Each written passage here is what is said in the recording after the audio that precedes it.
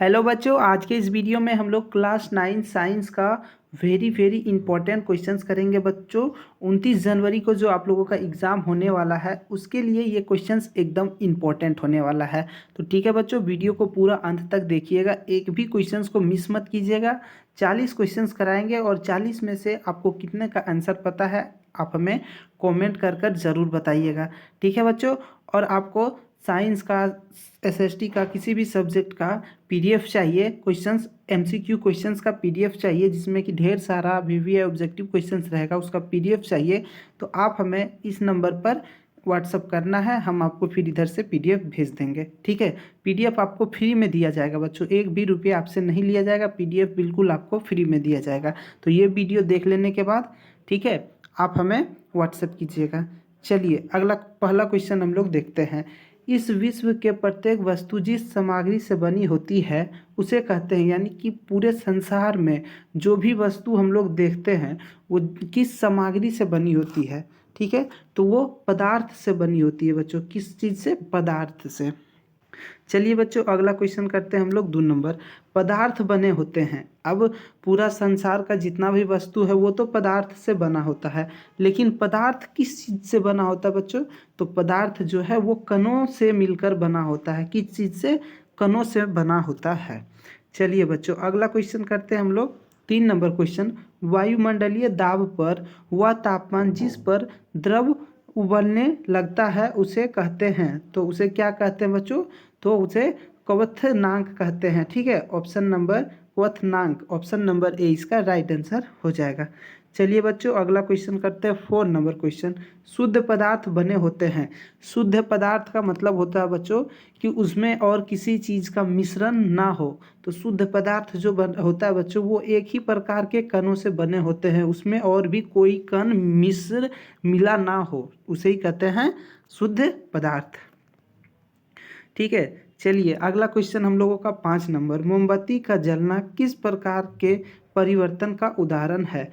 तो मोमबत्ती का जो जलना है बच्चों वो रासायनिक परिवर्तन होता है, क्योंकि मोमबत्ती जब जल जाता है तो नीचे में जमा हो जाता है। ठीक है, लेकिन उसे फिर से मोमबत्ती बनाएंगे तो वो जलेगा नहीं, क्योंकि उसका में जो एनर्जी होता है बच्चों, ऊर्जा होता है, वो खत्म हो जाता है जलकर। ठीक है, तो ऑप्शन नंबर 20 का राइट आंसर हो जाएगा, रासायनिक परिवर्तन। ठीक है, रासायनिक परिवर्तन और भौतिक परिवर्तन हम आपको यहाँ समझा देते हैं। ठीक है, अलमारी में जंग लगना किस प्रकार के परिवर्तन का उदाहरण है? अलमारी क्या होता है? लोहा का बना होता है, तो लोहा में जंग लगना किस प्रकार का परिवर्तन है? तो वो भौतिक रासायनिक परिवर्तन होता है। रासायनिक परिवर्तन वो परिवर्तन होता है बच्चों जिसको मूल्य रूप में नहीं ला जा सकता। मान लीजिए कि कटोरा में दूध है, ठीक है, इसको हम लोग दही जमा देते हैं। ठीक है, ये जब दही बन जाएगा तो क्या ये फिर से दूध बन सकता है? नहीं बन सकता है। तो ये हो गया रासायनिक परिवर्तन। और भौतिक परिवर्तन क्या होता है बच्चों? भौतिक परिवर्तन वो परिवर्तन होता है जैसे कि पानी को अगर हम लोग बर्फ़ का गोला बना दें तो वो फिर से क्या होगा? पानी बन जाएगा कि नहीं?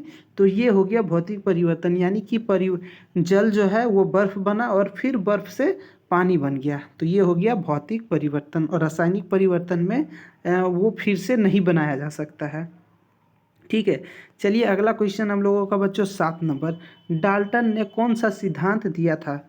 तो बच्चों डाल्टन एक साइंटिस्ट है, इन्होंने कौन सा सिद्धांत दिया था? तो परमाणु का सिद्धांत। ठीक है बच्चों, ऑप्शन नंबर बी इसका राइट आंसर हो जाएगा। चलिए बच्चों अगला क्वेश्चन हम लोग करते हैं 8 नंबर। ऐसा पदार्थ जो केवल एक ही प्रकार के परमाणु से मिलकर बना होता है क्या कहलाता है? तो अभी हमने बताया पदार्थ एक ही कण से बना होता है, एक ही चीज़ से बना हो तो उसे क्या कहते हैं? तत्व कहते हैं। ठीक है बच्चों, और जो ज़्यादा मान लीजिए जिसमें कि पदार्थ जो है उसमें ज़्यादा कण मिले होंगे, ज़्यादा कण मिल के बनते हैं तो उसे मिश्रण कहते हैं। मिला हुआ रहेगा तो मिश्रण, और एक ही पदार्थ रहेगा, केवल एक ही रहेगा तो उसे कहते हैं तत्व। ठीक है बच्चों, चलिए अब अगला क्वेश्चन हम लोग करते हैं 9 नंबर क्वेश्चन। बुझा हुआ चूना का सूत्र है। तो बच्चों बुझा हुआ चूना का सूत्र क्या होता है? तो बुझा हुआ चूना का CaOH2। ठीक है, तो ऑप्शन नंबर बी इसका राइट आंसर हो जाएगा, बुझा हुआ चूना का सूत्र। चलिए बच्चों अगला क्वेश्चन हम लोगों का है 10 नंबर। जल के एक अणु में परमाणु की संख्या होती है। जल के एक अणु में परमाणु संख्या कितनी होती है बच्चों? तो जल के एक अणु में परमाणु संख्या कितनी होती है? 3 होती है। ऑप्शन नंबर जो है क्या होता है? H2O। ठीक है, तो 3 हो जाएगा परमाणु संख्या। चलिए बच्चों, अगला क्वेश्चन हम लोगों का 10 नंबर क्वेश्चन है, परमाणु किन किन कणों से बना होता है? बहुत ही इजी और इम्पोर्टेंट क्वेश्चन है बच्चों। तो परमाणु जो है किन किन चीज़ों से? प्रोटॉन, इलेक्ट्रॉन और न्यूट्रॉन, ये तीनों चीज़ों से मिलकर बना होता है। तो तीनों कणों से। ऑप्शन नंबर डी इसका राइट आंसर हो जाएगा। चलिए अगला क्वेश्चन करते हैं 12 नंबर, इलेक्ट्रॉन पर किस प्रकार का आवेश होता है? तो बच्चों इलेक्ट्रॉन पर जो है वो ऋण आवेश होता है। ठीक है बच्चों, ऋण आवेश। ऑप्शन नंबर बी इसका राइट आंसर हो जाएगा। चलिए बच्चों अगला क्वेश्चन हम लोग करते हैं 13 नंबर, परमाणु केंद्र की खोज किसने की? परमाणु के अंदर जो केंद्र होता है बच्चों, उसकी खोज किसने की? तो रदरफोर्ड ने। ठीक है, रदरफोर्ड। ऑप्शन नंबर ए इसका राइट आंसर हो जाएगा। चलिए बच्चों अगला क्वेश्चन हम लोग करते हैं अब 14 नंबर क्वेश्चन, क्लोरीन के सबसे बाहरी कक्षा में 7 इलेक्ट्रॉन हैं। ठीक है, क्वेश्चन को समझिएगा, क्लोरीन के सबसे बाहरी कक्षा में 7 इलेक्ट्रॉन है, तो तत्व की संयोजकता होगी। तो बच्चों तत्वों की जो संयोजकता हो जाएगी वो 1 होगी। कितना होगा बच्चों? 1 होगा। ऑप्शन नंबर ए सही हो जाएगा।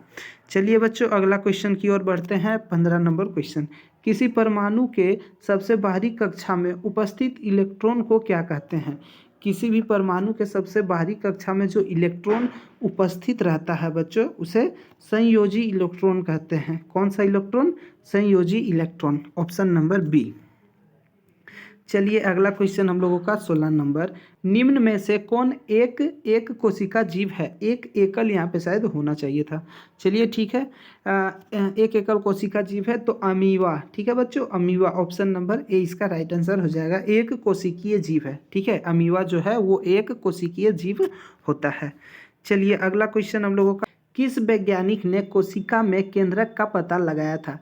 तो कोशिका का केंद्रक का जो पता है बच्चों वो रॉबर्ट ब्राउन ने लगाया था। और आपसे पूछेगा कि परमाणु के केंद्रक का पता कौन लगाया था? तो रदरफोर्ड ने। ठीक है, चलिए अगला क्वेश्चन हम लोग करते हैं 18 नंबर क्वेश्चन, कोशिका द्रव्य में पाए जाने वाले अनियमित नलिकाओं के जाल को क्या कहते हैं? तो अंतर्द्रव्य जालिका कहा जाता है। ठीक है बच्चों, ऑप्शन नंबर बी इसका राइट आंसर हो जाएगा।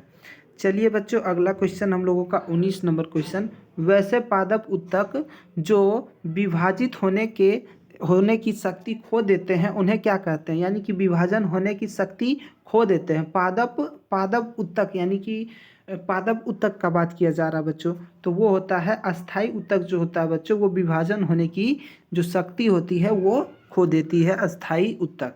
चलिए बच्चों अगला क्वेश्चन हम लोगों का 20 नंबर है, सबसे अधिक पाए जाने वाला सरल अस्थाई उत्तक क्या है? तो सबसे सरल और अस्थाई बोल रहा तो पेरेनकाइमा। ठीक है बच्चों, ऑप्शन नंबर ए इसका राइट आंसर हो जाएगा। और बच्चों आप जल्दी से कमेंट कर कर बताइए कि इस 20 में से आपको कितने का आंसर पता था। ठीक है, आप लोग फटाक से कमेंट कर दीजिए, उसके बाद हम लोग अगला क्वेश्चन करेंगे। ठीक है, और चैनल को अभी तक आपने सब्सक्राइब नहीं किया तो जल्दी से सब्सक्राइब भी कर दीजिए और वीडियो को लाइक कर दीजिए। चलिए बच्चों अब हम लोग 21 नंबर की ओर बढ़ते हैं। फटाफट जितना बोले कर दीजिए आप लोग, फटाक से कर दीजिए बच्चों। चलिए हम वेट कर रहे हैं थोड़ा सा। चलिए अब अगला क्वेश्चन की ओर बढ़ते हैं, 21 नंबर क्वेश्चन की ओर। आई होप कि आप लोग कमेंट कर दिए होंगे और सब्सक्राइब और लाइक दोनों। चलिए बच्चों बढ़े आगे, चलिए बढ़ते हैं 21 नंबर क्वेश्चन की ओर। चलिए 21 नंबर क्वेश्चन है, पौधों में लचीलापन का गुण किस उत्तक के कारण आता है? पौधों में जो लचीलापन आता है बच्चों वो किस उत्तक के कारण आता है? तो कोलेनकाइमा। ठीक है, ऑप्शन नंबर सी इसका राइट आंसर हो जाएगा। चलिए बच्चों अगला क्वेश्चन करते हैं 22 नंबर, चाल का मात्रक क्या होता है? चाल का मात्रक क्या होता है बच्चों? तो फटाफट बताइए। चाल का मात्रक मीटर प्रति सेकेंड होता है। ठीक है, चाल का मात्रक मीटर प्रति सेकेंड। Option number C. चलिए बच्चों अगला क्वेश्चन की ओर बढ़ते हैं 23 नंबर क्वेश्चन, किसी वस्तु का विस्थापन शून्य है तो उस वस्तु द्वारा तय की गई दूरी क्या होगी? तो देखिए बच्चों अगर किसी का विस्थापन शून्य है, यानी कि विस्थापन का क्या मतलब होता है कि एक जगह से दूसरे जगह विस्थान होना, जाना या फिर वहाँ पे रख देना। तो जब एक जगह से दूसरे जगह गया ही नहीं, शून्य है, तो उसकी तय की गई दूरी भी तो शून्य होगी। तो ऑप्शन नंबर ए इसका बच्चों राइट आंसर हो जाएगा। ठीक है, ऑप्शन नंबर ए। जब विस्थापन शून्य रहेगा तो दूरी भी शून्य रहेगा। चलिए अगला क्वेश्चन हम लोगों का 24 नंबर। किसी वस्तु के द्रव्यमान और वेग के गुणनफल को क्या कहते हैं? अगर द्रव्यमान और वेग के गुणनफल कर दिया जाए तो उसे क्या कहेंगे बच्चों? तो उसे संवेग कहते हैं। ठीक है, संवेग, ऑप्शन नंबर ए इसका राइट आंसर हो जाएगा। चलिए बच्चों अगला क्वेश्चन हम लोग 25 नंबर क्वेश्चन करते हैं। क्रिकेट के मैदान में बॉल को पकड़ते समय खिलाड़ी हाथ पीछे करते हैं क्योंकि जो भी बच्चे क्रिकेट खेलते होंगे उन्हें पता होगा, जब भी आप लोग कैच पकड़ते हैं या फिर बॉल पकड़ते हैं तो क्या हाथ को नीचे करते हैं, पीछे की ओर खींचते हैं, क्योंकि हाथ में चोट ना लगे और आसानी से पकड़ा जाए। ठीक है, तो हाथ पर लगने वाला चोट कम हो जाए। ठीक है, हाथ पर लगने वाला चोट जो है उससे कम हो जाता है। चलिए बच्चों अगला क्वेश्चन हम लोग 26 नंबर करते हैं। जी का मान सबसे अधिक होता है, यानी कि गुरुत्वाकर्षण यानी कि ग्रेविटी का मान सबसे अधिक कहाँ होता है? तो आइए इसका ऑप्शन देखते हैं। पृथ्वी के केंद्र पर, पृथ्वी के सतह पर, ठीक है। तीसरा ऑप्शन है पृथ्वी के कुछ ऊंचाई पर, पृथ्वी से कुछ ऊंचा उठने पर। तो इसका राइट आंसर होगा बच्चों पृथ्वी के सतह से कुछ अंदर। ठीक है, कुछ नीचे, पूरा नीचे नहीं, केंद्र में तो शून्य हो जाएगा ग्रेविटी। पृथ्वी का जो केंद्र है बच्चों, पृथ्वी का केंद्र मान लीजिए ये पृथ्वी है, इसका केंद्र होगा तो इस केंद्र पे ग्रेविटी जो है वो जीरो हो जाएगा। पृथ्वी के सतह से कुछ अगर नीचे आएंगे इस आसपास में तो वहाँ ग्रेविटी ज़्यादा रहेगा। ठीक है बच्चों, चलिए अगला क्वेश्चन हम लोग 27 नंबर क्वेश्चन करते हैं। चंद्रमा पृथ्वी के चारों ओर चक्कर किस बल के कारण लगाते हैं? तो अभिकेंद्र बल के कारण। ठीक है बच्चों, अभिकेंद्र बल के कारण जो है चंद्रमा पृथ्वी के चारों ओर चक्कर लगाता है। चलिए बच्चों अगला क्वेश्चन हम लोगों का 28 नंबर क्वेश्चन है। किसी वस्तु को पृथ्वी से अंतरिक्ष ले गया, ठीक है, किसी वस्तु को पृथ्वी से उठाकर अंतरिक्ष ले जाया जाता है, निम्न में से किसका मान अपरिवर्तित रहेगा, यानी कि किसका मान नहीं घटेगा? तो आइए ऑप्शन देखते हैं। द्रव्यमान, भार, गुरुत्वाकर्षण बल, त्वरण। तो बच्चों द्रव्यमान उसका नहीं घटेगा। ठीक है, मान लीजिए अगर किसी वस्तु का भार पृथ्वी, द्रव्यमान जो है 1 kg है तो उसका द्रव्यमान अंतरिक्ष में भी 1 ही kg रहेगा, लेकिन भार जो है वो घट जाएगा। ठीक है बच्चों, भार घट जाएगा लेकिन द्रव्यमान नहीं घटेगा। भार और द्रव्यमान दोनों अलग चीज़ होता है, बहुत बच्चे कंफ्यूज होते हैं इसमें। तो भार और द्रव्यमान जो है बच्चों दोनों अलग चीज़ होता है। ठीक है, द्रव्यमान कहीं पर भी, चीज़ों को कहीं पर भी ले जा सकते हैं, अंतरिक्ष पे, चांद पे, किसी भी ग्रह पर, तो जो है द्रव्यमान नहीं घटेगा, लेकिन भार जो है जगह जगह पर चेंज होते रहेगा। ठीक है बच्चों, चलिए अब अगला क्वेश्चन हम लोग करते हैं 29 नंबर क्वेश्चन। यदि पृथ्वी का गुरुत्वाकर्षण बल अचानक लुप्त हो जाता है तो निम्नलिखित में से कौन सा परिणाम सही होगा? देखिए मान लीजिए कि हम लोग चल बुल पा रहे हैं, जो भी क्रिया हो पा रहा है पृथ्वी के गुरुत्वाकर्षण बल के ही कारण। अगर मान लीजिए गुरुत्वाकर्षण बल खत्म हो जाता है तो क्या होगा कि अगर हम लोग एक बार जंप करेंगे तो समझिए अंतरिक्ष में चल जाएंगे, मतलब पूरा ऊपर।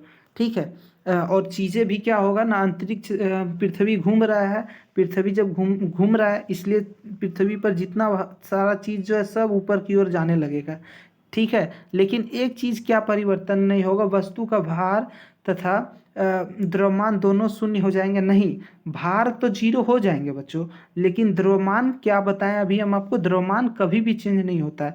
तो वस्तु का द्रव्यमान शून्य हो जाएगा, ये भी गलत है। ठीक है, परंतु भार सही रहेगा, ये भी कथन गलत है। दूसरा कथन तीसरा है, वस्तु का भार शून्य हो जाएगा, ये एकदम सही है। वस्तु का वजन जीरो हो जाएगा परंतु द्रव्यमान वही रहेगा। तो ऑप्शन नंबर जो है सी बच्चों इसका राइट आंसर हो जाएगा। ठीक है, चलिए अगला क्वेश्चन की ओर बढ़ते हैं। 30 नंबर क्वेश्चन। जब एक पत्थर को चांद की सतह से पृथ्वी पर लाया जाता है तो तब क्या होगा? तो इसका ना द्रव्यमान और ना ही भार बदलेगा। द्रव्यमान तो बदलेगा ही नहीं बच्चों, लेकिन भार बदल जाएगा, तो ये कथन गलत है। ठीक है, इसका भार लगभग बदल जाएगा, इसका वजन बदल जाएगा परंतु द्रव्यमान नहीं बदलेगा। तो बच्चों इसका सही आंसर हो जाएगा ऑप्शन नंबर बी, इसका द्रव्यमान बदल जाएगा। ये गलत है और ये भी गलत है, ऑप्शन नंबर बी इसका राइट आंसर हो जाएगा। हम आपको अभी बताएं कि भार जो है वजन बदल जाएगा, लेकिन द्रव्यमान कभी भी नहीं बदलता, आप उसे कहीं भी ले जाइए। चलिए अगला क्वेश्चन हम लोगों का 23 नंबर, कार्य करने की क्षमता कहलाती है। तो बच्चों कार्य करने की जो क्षमता होती है वो ऊर्जा कहलाती है, क्योंकि ऊर्जा से ही कोई भी काम किया जा सकता है। चलिए बच्चों अगला क्वेश्चन हम लोग 32 नंबर, कार्य का सूत्र है। तो बच्चों कार्य का क्या सूत्र होता है? तो बल गुना विस्थापन, ऑप्शन नंबर सी इसका राइट आंसर हो जाएगा। चलिए अगला क्वेश्चन हम लोगों का 33 नंबर क्वेश्चन, स्थिति ऊर्जा का एसआई मात्रक क्या है?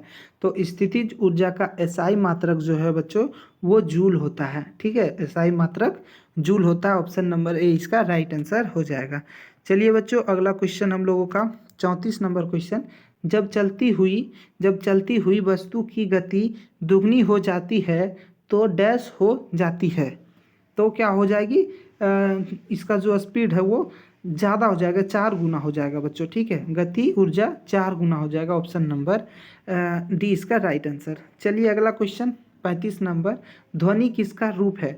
तो चलिए बच्चों बताइए फटाक से, ध्वनि किसका रूप होता है? तो ध्वनि जो है वो ऊर्जा का रूप होता है। ठीक है बच्चों, ध्वनि जो है ऊर्जा का एक रूप होता है।